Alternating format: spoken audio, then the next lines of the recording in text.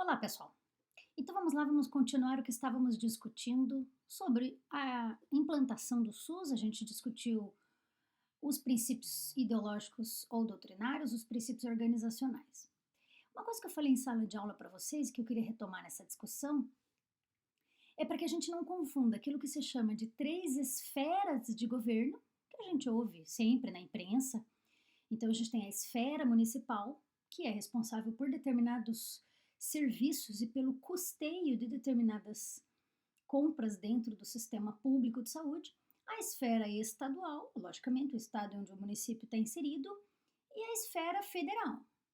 A maior parte dos impostos que pagamos são impostos federais, são impostos que vão para a União.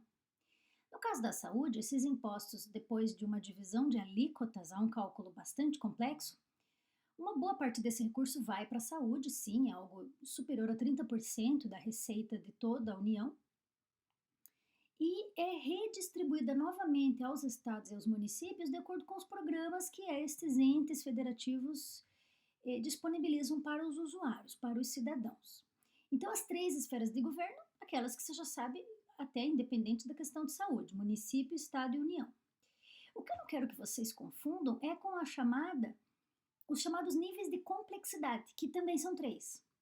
Não necessariamente o nível de complexidade básico é executado pelo município, e o nível intermediário pelo Estado e o nível complexo pela União. Não, não é sempre assim. Há municípios, por exemplo, a capital, Curitiba, que realiza procedimentos de altíssima complexidade, e é um município, não é a União ou o Estado onde está essa cidade. Então, níveis de complexidade são os níveis de atendimento do usuário. Se você está lendo material por fora da nossa disciplina, você vê que a chamada atenção básica ou atenção primária, que é aquela estrutura dentro da unidade de saúde, ela atende aquela chamada complexidade mínima, a de menor, a de baixa complexidade. Nós deveríamos resolver, e isso de fato acontece na maioria dos casos, a maior parte da demanda da população na chamada baixa complexidade. Então, a grande maioria, de 80 a 90% das demandas daquilo que os usuários apresentam de queixa nas unidades de saúde devem ser resolvidas na chamada atenção primária, na baixa complexidade. Se o médico, o dentista, o enfermeiro daquela região, daquela unidade de saúde não se vê capaz de resolver o problema, a demanda deste paciente, deste usuário, na baixa complexidade, ele vai encaminhar para um colega especialista, para aquilo que a gente chama de média complexidade. A média complexidade, então, já toquei nesse assunto com algumas turmas, são os especialistas aquilo que não consegue ser resolvido dentro da estrutura da baixa lá na unidade básica de saúde, no famoso postinho. É na média complexidade que está, por exemplo, um ortopedista, um neurologista, um reumatologista. Está, por exemplo, na média complexidade aquela gestante que tem uma gestação de risco. A gestação comum, a gestação de baixo risco, ela é absolutamente acompanhada dentro da baixa complexidade, da unidade básica. Mas se é uma gestação de risco, e a gente já tocou em alguns pontos, o que é gestação de risco? É a gestação de gêmeos, é a gestação adolescente, é a gestação de uma mãe usuária de droga ou alcoolista. Há várias razões para o risco, ou portadora de alguma necessidade importante.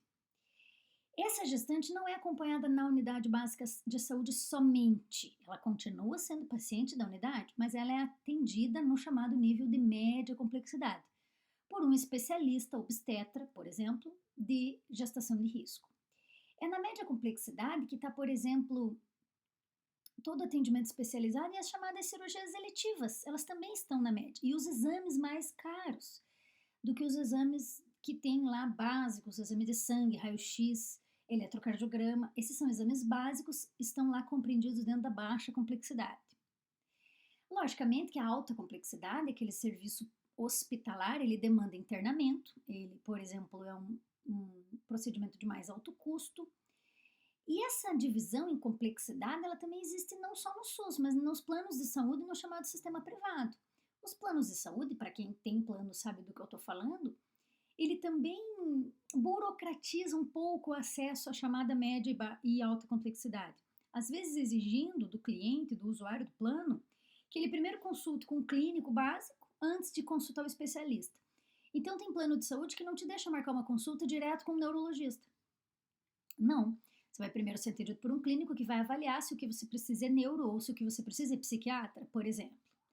Então, essa complexidade, ela também são em 3 níveis diferentes, baixa, média e alta, e ela designa a complexidade de atendimento que o usuário, que o cidadão precisa.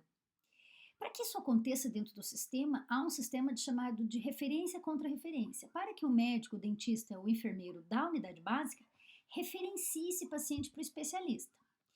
Não é porque o paciente trata seu problema de joelho no ortopedista que ele deixa de ser paciente da unidade. Não, ele continua fazendo, ele vai continuar consultando o médico da unidade de saúde, porque ele é hipertenso, por exemplo. Ou é uma mulher que continua sendo atendida pelo médico de saúde e pega o seu anticoncepcional na unidade. Então, o paciente, quando vai para a média complexidade, não deixa de ser paciente da baixa, nunca, que é o teu território, a tua região de moradia.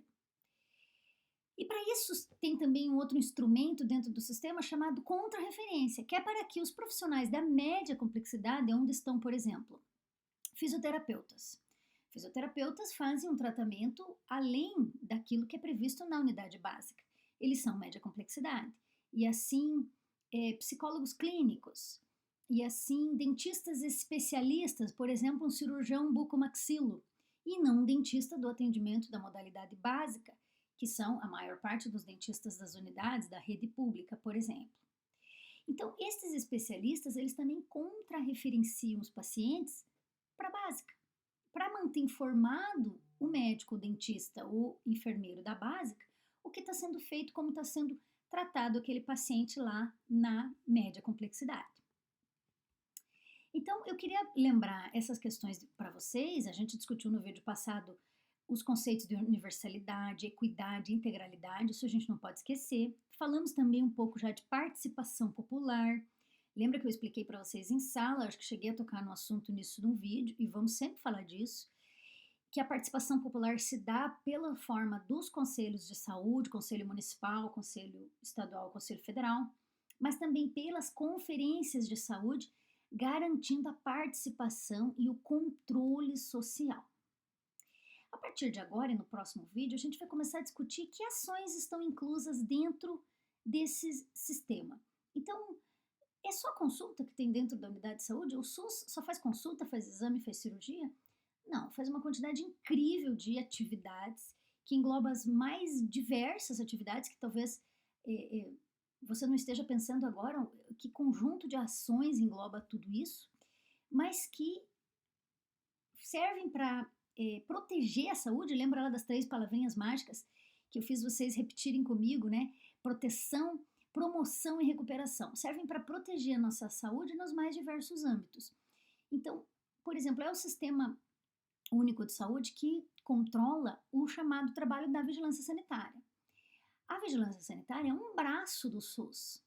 Dentro desse braço da vigilância sanitária está desde a inspeção de um frigorífico, de um abatedouro, de um açougue que fraciona e vende carne e, portanto, é um alimento de altíssimo risco de contaminação e de trazer doenças para a população, como faz fiscalização em padarias, em lanchonetes e supermercados, em salões de beleza para saber se o material utilizado lá é esterilizado. Todo esse trabalho de fiscalização e, inclusive, para que seja possível a renovação do alvará e a própria continuidade da atividade comercial, todo esse tipo de trabalho é feito pela vigilância sanitária. A vigilância sanitária é um braço, então, desse sistema que é gratuito. A gente não paga por esse sistema acontecer, né, diretamente, a gente paga através dos impostos. Além da vigilância sanitária, a chamada vigilância epidemiológica. Agora, mais do que nunca, a importância desse braço do sistema público. A vigilância epidemiológica vigia, literalmente, guarde esta palavra, vigia, de que adoece e de que tipo de doença é a mortalidade dentro de uma determinada região. Então, você também está estudando isso lá em estatística e epidêmio, mas a vigilância epidemiológica, ela de fato quer saber do que está doente a população. Então, qual é o índice de dengue? Né? Fala-se tanto que a dengue tem um índice muito maior, de fato, um índice de letalidade maior aqui no Paraná, especialmente, do que o coronavírus. Então, a gente devia se preocupar mais com a dengue? Não, a gente não devia se preocupar mais com a dengue. A gente também tem que se preocupar com o coronavírus. Então, não é uma coisa de competir com a outra. Porque a febre amarela e a dengue são muito mais prevalentes em nossa região? São, sem dúvida. Mas esse é o momento em que a gente precisa se preocupar com mais esta morbidade, no caso do coronavírus. Então, não vamos deixar de ter dengue porque a gente está se preocupando e ficando em casa e fazendo quarentena. Então, por exemplo, a vigilância epidemiológica literalmente vigia, guarda essa palavra quando você precisar escrever isso na prova, de que morbidades a população sofre, de que morbidades a população é acometida. E esse tipo de estatística, esse tipo de relatório é que geram dados importantes para o trabalho em saúde pública.